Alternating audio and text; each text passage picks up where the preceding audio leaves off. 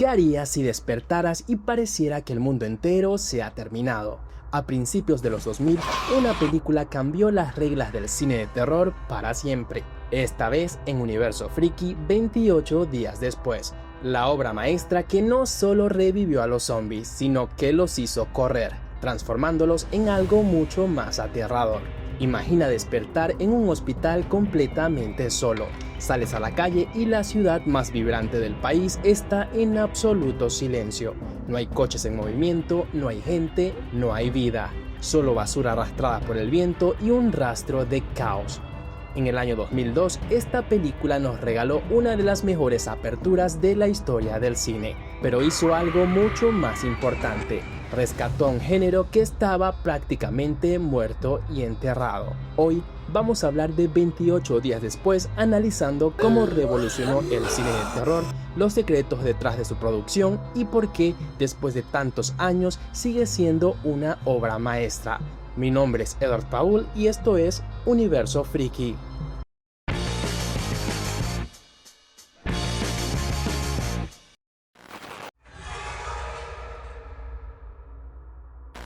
Para entender el impacto que tuvo 28 días después en el cine, tenemos que transportarnos al año 2002. En ese momento los zombies ya eran vistos como monstruos, pero también como algo un poco pasado de moda. Mucho antes de que llegaran los infectados de esta película, el cine de zombies era otra cosa completamente distinta. Durante décadas, los muertos vivientes se movían lento, eran torpes y casi previsibles. Eran una amenaza constante, sí, pero rara vez desesperante.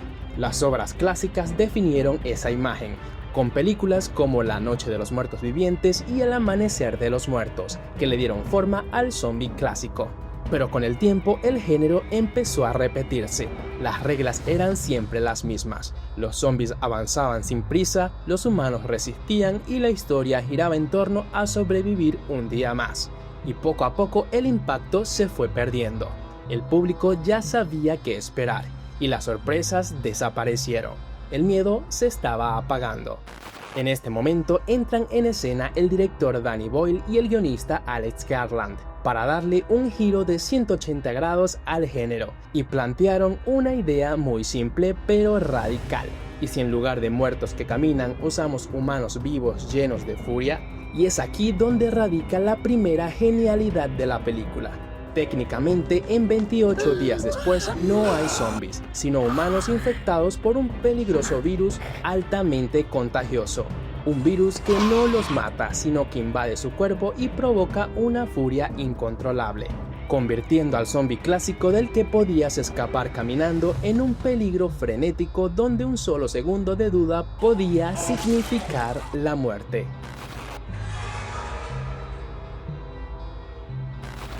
Desde el inicio, la película nos lanza directo al caos, con un grupo de activistas que, con la mejor de las intenciones, entran a liberar a los chimpancés sometidos a experimentos dentro de un laboratorio.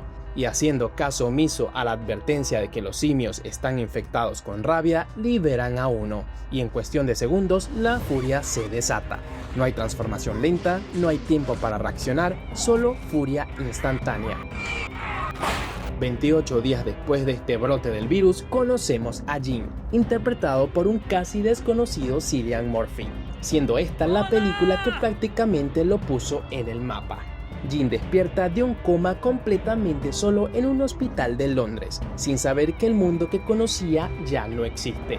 Está desnudo, vulnerable, sediento, y poco a poco empezará a descubrir el horror que lo rodea, mientras camina por una ciudad completamente desierta sin entender el porqué de tanta quietud.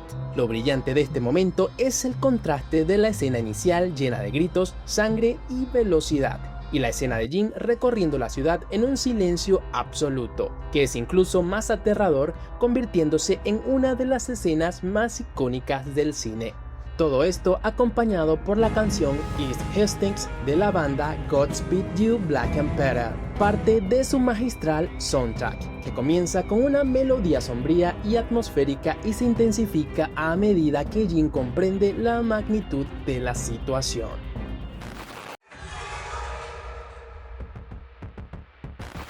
La secuencia de la iglesia en 28 días después es una de las más perturbadoras del film. Cuando Jim llega a este lugar que en teoría debería ser un refugio de paz y tranquilidad, se encuentra con un infierno.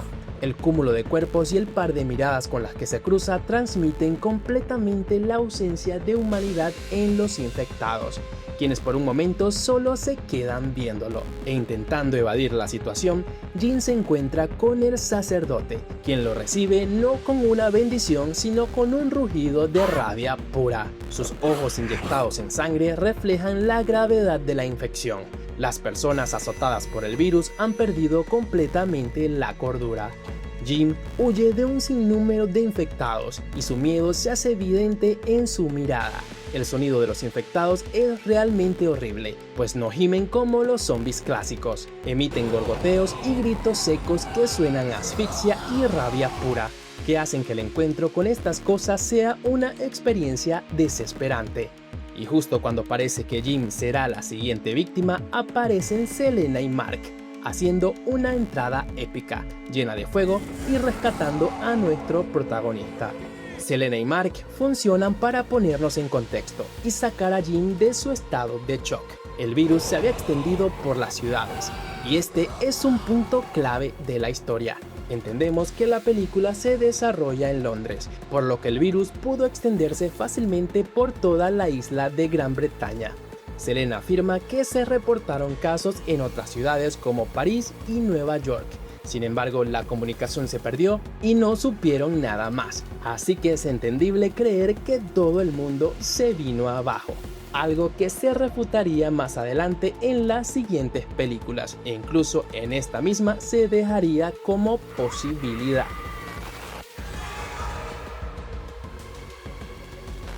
Tras el rescate, Selena y Mark le dejan las cosas claras a Jim. El mundo que conocía desapareció y ahora existen nuevas reglas.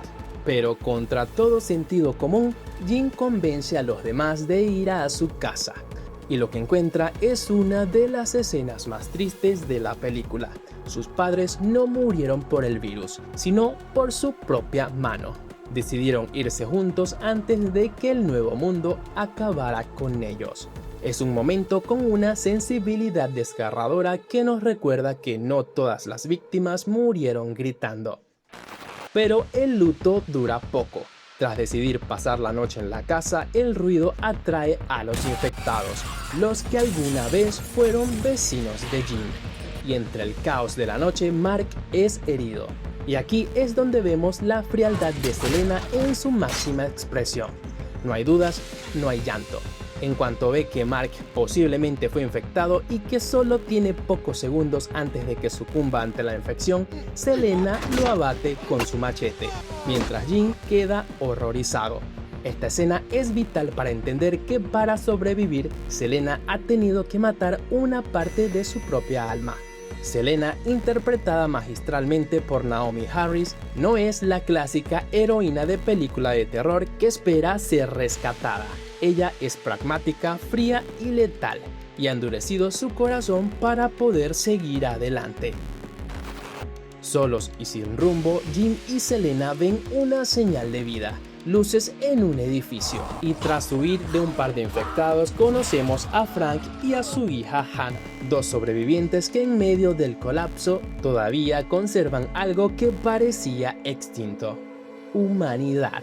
Brendan Gleeson le da vida a este personaje estupendamente. Frank es el polo opuesto a la frialdad de Selena.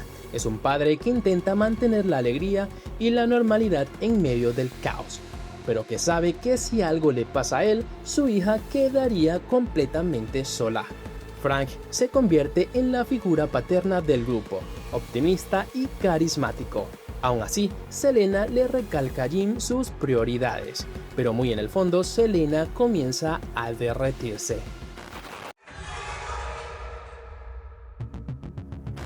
En este nuevo mundo, mantenerse en un solo lugar con recursos que se agotarán eventualmente puede significar el fin, y Frank lo sabe, por lo que propone que todos se unan y emprendan un peligroso viaje.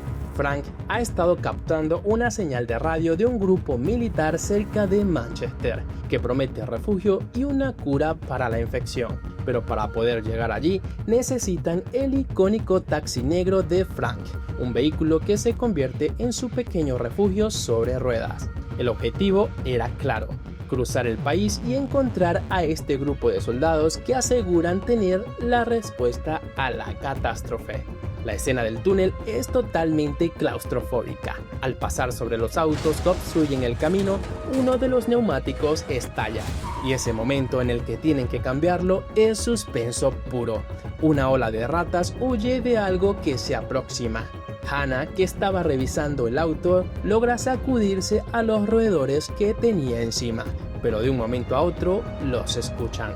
Los horribles gritos de los infectados que vienen en camino con una furia imparable. Desesperados, se disponen a cambiar el neumático y lo logran casi en el último momento para poder seguir su camino, pero no sin antes ver las caras de horror de los infectados golpeando el auto, caras que afortunadamente logran dejar atrás. Pero no todo es oscuridad. 28 días después nos regala uno de los momentos más humanos y extrañamente bellos del género. Llegan a un supermercado donde, por más raro que parezca, todo está en perfecto orden, marcando un evidente contraste con el resto de la película. Ver a todos eligiendo su comida favorita y riendo como si estuvieran de vacaciones es un respiro necesario. Es un recordatorio de lo que se ha perdido, pero también de lo que están intentando conservar: la felicidad de seguir con vida y en compañía. Y la escena de ellos compartiendo en campo abierto refuerza esta idea. Jin encontrándose solo dentro de su pesadilla, Selena admitiendo que estaba equivocada al decir que todo lo que importaba era mantenerse con vida, y Frank y Hannah con su vínculo irrompible de padre e hija. Pero ahora Frank no solo era el padre de Hannah, sino que de cierta manera también lo era de Jin y Selena. Sin embargo, no todo sería felicidad, y estaban a punto de descubrirlo. Danny Boyle no se quedó solo en el susto fácil con 28 días después. El verdadero terror de la película no son solo los monstruos que gritan y corren, es el propio ser humano cuando caen las reglas de la sociedad. En un mundo devastado, ¿quién es más peligroso? ¿El infectado que no puede controlar su violencia o el humano que decide usar la situación para su propio beneficio? El viaje había terminado. Jim, Selena, Frank y Hannah habían llegado a su destino. La ciudad de Manchester ardía por completo y se encontraban en medio de un bloqueo militar abandonado. No había rastros de personas y estaba completamente desierto. El sentimiento de decepción invadió a cada uno, especialmente a Frank, quien estaba completamente seguro de que en ese lugar encontrarían la salvación. Y aquí llegamos al momento que todos odiamos: la muerte de Frank. Todo ocurre por un error sumamente pequeño.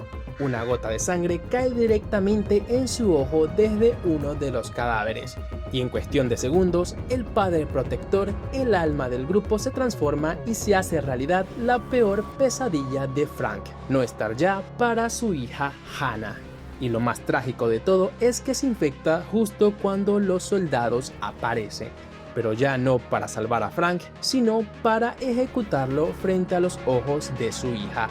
La muerte de Frank es el punto de no retorno. Perdemos al corazón del grupo mientras que Jim, Selena y Hannah, ahora de luto, son llevados al refugio, una mansión fortificada donde aparentemente estarían seguros. Y aquí la película revela su verdadero rostro. Los peores monstruos no eran los infectados, sino la propia humanidad o la falta de ella. El mayor Henry West, a cargo del lugar, interpretado estupendamente por Christopher Eccleston, explica que él no ve la situación diferente a como era antes. En su opinión, es como si estuvieran en la normalidad. Personas asesinando personas era lo normal antes y es lo normal ahora. Para él, la supervivencia de la raza humana a cualquier costo es lo verdaderamente importante. Y es aquí donde descubren la verdad detrás de la señal de radio: atraer mujeres. Los soldados se han quebrado mentalmente y su plan era repoblar el mundo. pero lo que en realidad hacían era justificar sus necesidades y sus más oscuros deseos. Intentan escapar, pero ya es demasiado tarde. Selena y Hannah son llevadas a una de las habitaciones de la mansión, mientras que Jim es encarcelado junto con el sargento Farrell, quien los defendió hasta el final y estaba de acuerdo con que se fueran. Y es este personaje quien pone en duda la globalidad de la infección. Según su teoría, la infección solo se limitó a la isla de Gran Bretaña y que el resto del mundo continúa en normalidad, habiendo puesto a la isla completamente en cuarentena, dejándonos con esta incógnita dentro de la película, incógnita que sería resuelta en las secuelas. Cerca del final de la película podemos ver una de las transformaciones más impactantes del género. Jim pasaría de ser ese chico asustado a ser algo mucho más salvaje. Cuando Jim es llevado junto con el sargento Farrell para su ejecución, se dan las circunstancias perfectas para que Jim escape. Y contra todo pronóstico lo logra. Y en el proceso logra ver algo que lo llena de entusiasmo.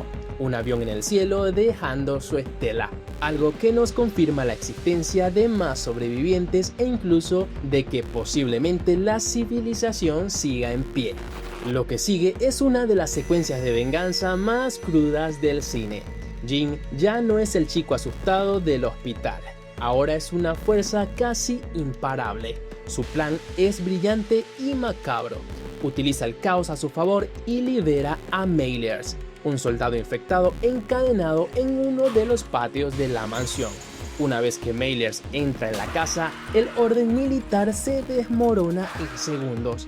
La secuencia, acertadamente acompañada por la pista In the House in a Heartbeat, se convirtió en una de las partes más terroríficas y desesperantes de la película, mostrándonos no solo la desastrosa infección dentro de la mansión, sino también la bestia en la que se ha convertido Jim.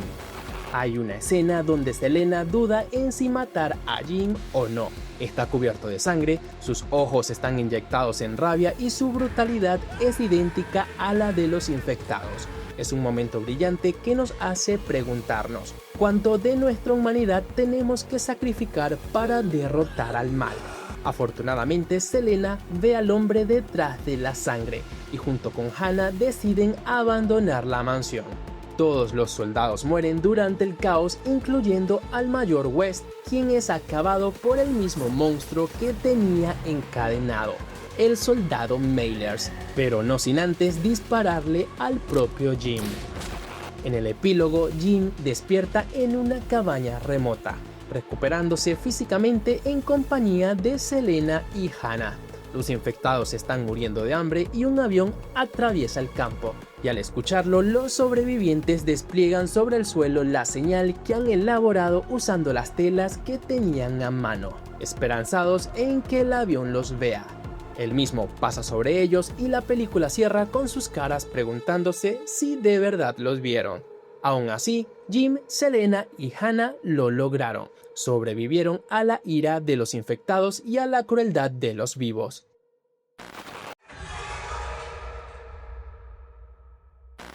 El final mostrado en 28 días después es, en mi opinión, el más acertado. Tras tantas escenas de muerte y desesperanza, el público necesitaba un respiro. Pero, ¿sabían que el final esperanzador que vimos en los cines no era el único plan del director Danny Boyle y del guionista Alex Garland? De hecho, existen varios finales alternativos que se filmaron o se planearon y que habrían dejado un sabor de boca mucho más amargo en la audiencia.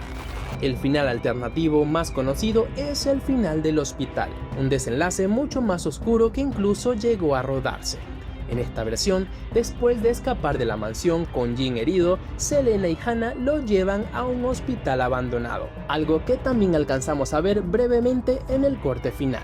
Selena intenta salvarlo desesperada con la ayuda de Hannah, pero a diferencia del final original, Jim muere. Vemos a Selena y a Hannah armarse, cruzar las puertas del hospital y salir hacia un futuro incierto. Según Danny Boyle y Alex Garland, este final cerraba el círculo de Jim. Despertó en un hospital y murió en un hospital. Incluso existe otra variante de este mismo final donde se intercalan imágenes de Jim en su bicicleta, el vehículo sobre el cual tuvo el accidente que lo dejó en coma antes del apocalipsis. Este final fue descartado debido a que la audiencia lo consideró demasiado triste y desgarrador, por lo que se optó por el desenlace esperanzador. Otro final que podríamos considerar una continuación del final del hospital muestra a Selena y a Hannah en la misma cabaña que aparece en el final oficial. Casi todo ocurre igual, el avión y las enormes letras hechas con tela, solo que en ausencia de Jim. Vemos a Selena hablando con una gallina. Pero hay un final que ni siquiera llegó a grabarse y probablemente es el más radical de todos. Este final solo existe en Storyboard. Aquí, Frank no muere en el bloqueo militar. Después de infectarse, los soldados nunca aparecen y Jim logra inmovilizarlo con la esperanza de poder ayudarlo. Pasando el bloqueo, encuentran unas instalaciones médicas parecidas a las que vimos al inicio con los chimpancés. En este lugar conocen a un científico que se ha aislado completamente tras caer en la locura. El hombre se niega a ayudarlos y ni siquiera quiere hablar con ellos. Para él todos están condenados, pero eventualmente acepta ofrecerles una solución. Según este científico, la única forma de eliminar la infección de un cuerpo es mediante una transfusión de sangre completa. El receptor quedaría libre del virus, pero el donante se infectaría. Al final, Jim resulta ser el único compatible con Frank, y en contra de la opinión de Selena y Hannah, decide sacrificarse. Y mientras los infectados se aproximan, la transfusión comienza. Frank se recupera mientras Jim sucumbe a la infección atado a la camilla dentro de la sala médica, viendo las mismas imágenes que veían los chimpancés durante el experimento. Era una idea mucho más compleja y oscura, pero finalmente fue descartada porque no encajaba con el realismo crudo que habían construido hasta ese momento.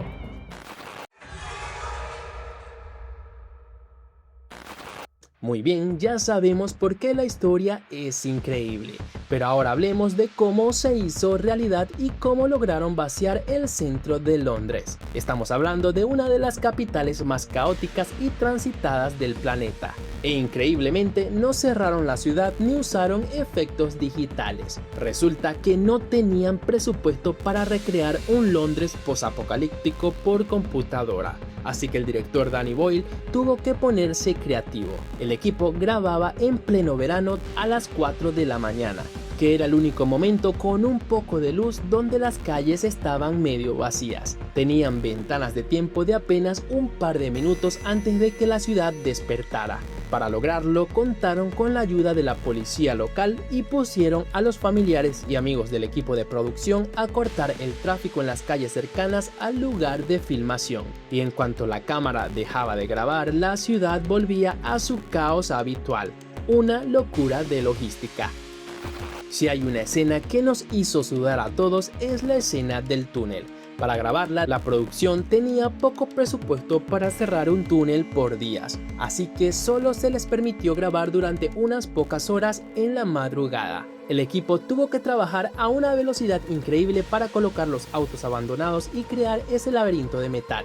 El momento en el que el taxi de Frank sube por encima de los otros autos no fue un efecto digital, fue más bien un truco físico. Construyeron rampas ocultas entre los vehículos chatarra para que el taxi pudiera elevarse. Algo que hace que los infectados de esta película sean tan aterradores es que parecen personas enfermas en una fase terminal de violencia. El diseño de maquillaje se alejó de los rostros descompuestos y la piel grisácea para enfocarse en algo mucho más visceral: la inflamación y la ruptura de vasos sanguíneos. El detalle más icónico es sin duda los ojos. Para lograr ese efecto de rabia pura, los actores usaron lentes de contacto que simulaban una hemorragia subconjuntival masiva. Eso les daba una mirada cargada de odio, eliminando cualquier rastro de humanidad en su expresión. Además, el maquillaje se centraba en resaltar las venas. Se utilizó una técnica de sombreado para que pareciera que la sangre estaba hirviendo bajo la piel, dándoles ese aspecto de estar consumidos por una fiebre interna altísima.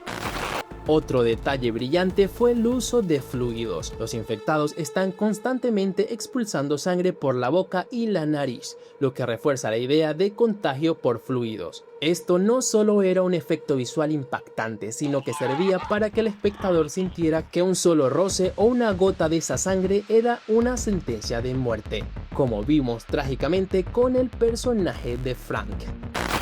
Pero el Londres vacío no es lo único raro que se ve en la película. Si te fijas bien, 28 días después no se ve como una película de Hollywood súper pulida y nítida. Se ve sucia, granulada y casi como un video casero o como un reportaje de noticias de última hora. Esto no fue un error, fue una decisión brillante.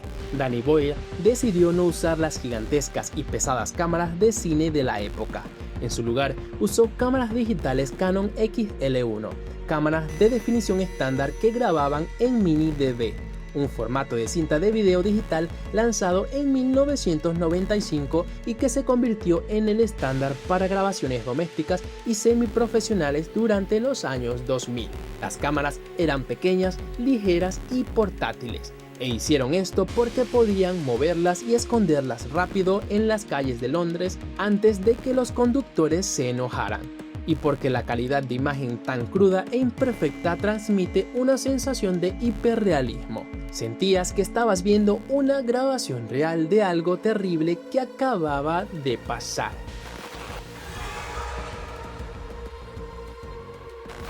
Ahora bien, ¿por qué seguimos hablando de 28 días después, tantos años después de su estreno? ¿Te suena familiar la escena de un protagonista despertando solo en un hospital en medio del apocalipsis? Sí, The Walking Dead le debe un agradecimiento especial a esta película. ¿Y qué me dices de la tensión extrema, los infectados rápidos y la caída moral de la sociedad? Videojuegos legendarios como The Last of Us y Left 4 Dead beben directamente de la atmósfera que Boyle y Garland crearon aquí. Como ya lo dijimos, Danny Boyle no solo revivió el género, sino que lo inyectó de adrenalina. Sin esta película jamás habríamos tenido Guerra Mundial Z, el remake del Amanecer de los Muertos, entre otras películas igual de buenas. 28 días después también dejó una huella imborrable en la tecnología del cine. Fue la pionera en demostrar que el formato digital no era solo para videos caseros, sino una herramienta artística poderosa. Hoy en día casi todo el cine que consumimos es digital, pero en aquel entonces Boyle fue el visionario que se atrevió a romper con el celuloide para darnos una imagen más cruda y real.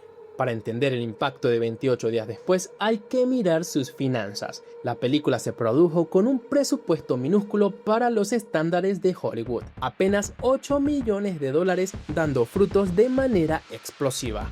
La película recaudó a nivel mundial la impresionante cifra de $82.7 millones, multiplicando por 10 su inversión inicial.